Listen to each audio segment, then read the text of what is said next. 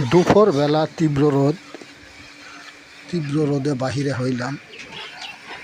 বাহিরে গিয়ে দেখি রাস্তায় লোকজন নেই। একা একা ঘুরতে লাগলাম। ঘুরতে ঘুরতে একটি ভিডিও তৈরি করলাম। দিনটা যেন মনে হইতেছে আজকে ছুটির দিন, শুক্রবার। কিন্তু ছুটি হলে কি হবে, তো ঈদের ছুটি শেষ। আজকে বিভিন্ন অফিস আদালত খোলা, মানুষ অফিস আদালতে চলে গেছে, তাই রাস্তাঘাটে লোকজন নেই। দুপুর টাইমটা একবারে রোড ফাঁকা। তা এমন দৃশ্য দেখে রাস্তায় হাঁটতেছি একা একা, কিন্তু মনের মধ্যে বারবার একটি প্রশ্ন জাগছিল, মানুষ তো মানুষের উপকার করতে পারে বিনা স্বার্থে।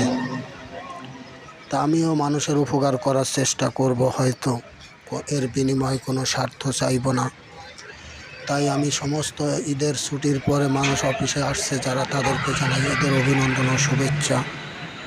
সর্বত্রের মানুষকে জানাই ঈদের অভিনন্দন ও শুভেচ্ছা। আমার ভিডিওটি ভালো লাগলে সাবস্ক্রাইব ও শেয়ার করি।